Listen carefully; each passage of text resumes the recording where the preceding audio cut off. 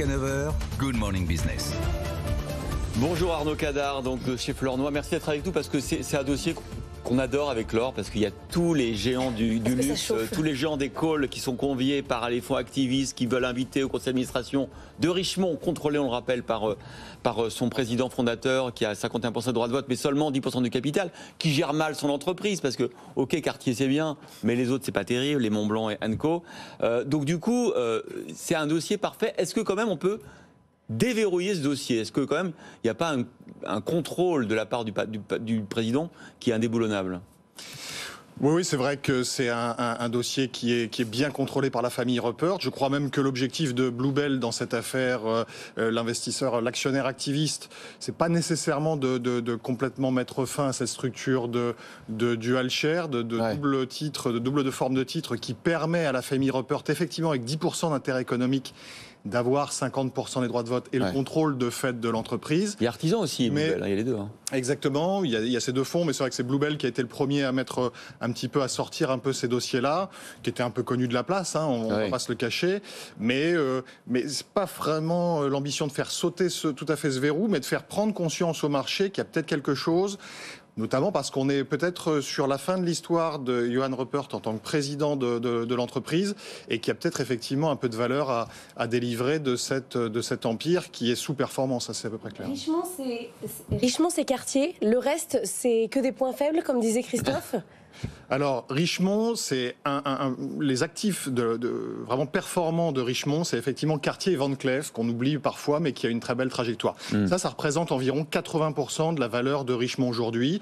Vous avez aussi 20% de la valeur du groupe qui vient aujourd'hui de marques horlogères qui sont vraiment de bon niveau. Vous avez IWC et Jaeger-LeCoultre, par exemple, dans un portefeuille d'une quinzaine de marques, qui sont aussi assez performants. Puis après, effectivement, vous avez eu deux diversifications qui ont raté complètement. Un dans la mode et maroquinerie, ça fait 25 ans avec l'acquisition de Lancel il y a 25 ans. Ça fait 25 ans qu'ils sont pas très bons là-dedans. Montblanc est une bonne marque, mais le reste, Chloé, est plutôt sous-performant, c'est évident. Et puis il y a le commerce électronique dans lequel le groupe a engouffré énormément d'argent, a perdu beaucoup d'argent.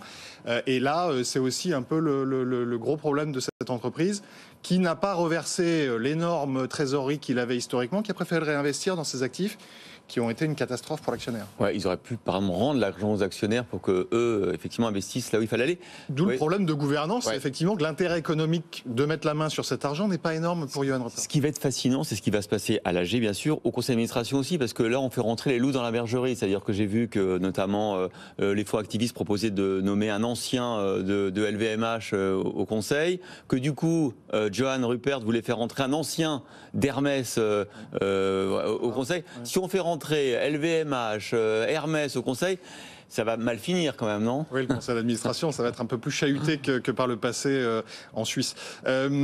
Bon, c'est vrai que là, il y a une volonté d'ouvrir un peu le conseil d'administration qui est vraiment très contrôlé par la famille Rupert. Ça, c'est évidemment, il n'y a pas de doute là-dessus. Et évidemment, le choix de la famille Rupert, c'est d'ouvrir à quelqu'un qu'il connaît bien, qu'il maîtrise bien. Et le choix des activistes, c'est plutôt de faire venir quelqu'un, certes, qui vient de chez LVMH, qui a fait ses classes chez LVMH historiquement, mais enfin une partie de sa carrière seulement. On parle de Francesco Trapani, c'est ça? Exactement. Il a piloté Bulgari, puis Tiffany. Et en fait, chez Tiffany, il y a eu quand même un conflit avec LVMH très important. Donc, c'est pas nécessairement l'homme de LVMH, mais il a quand même beaucoup d'expérience dans l'univers du luxe et en particulier du hard luxury. Ce qu'il faut noter aussi quand même, c'est que les pépites de Richemont, c'est Cartier et Van Cleef, mais LVMH montre les muscles depuis 10 ans de manière colossale avec l'acquisition de Bulgari et de Tiffany. Et c'est peut-être un peu moins évident aussi pour les 10 ans à venir de voir Cartier briller autant qu'il a brillé par le passé. Parce que Tiffany monte en gamme et va chercher la clientèle asiatique qui fait la puissance de la marque Cartier et de la marque Van Cleef. Le précédent, avec la sortie dans l'ancien patron de Danone, ça a un sens, c'est-à-dire ça donne du poids à ces activistes? Oui, c'est vrai. Hein, c'est vrai qu'il y a eu ce succès. Après, le capital chez Danone est très peu contrôlé, n'est pas contrôlé, c'est complètement ouvert.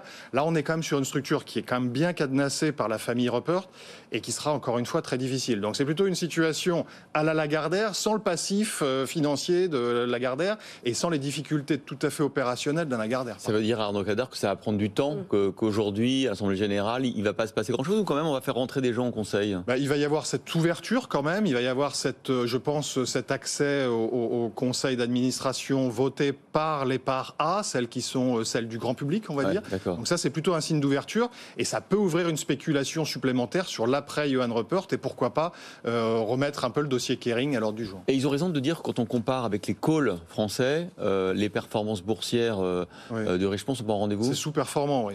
C'est sous-performant. Surtout par rapport à Hermès et LVMH, qui ont enregistré des performances opérationnelles fulgurantes au cours des 5 dernières années.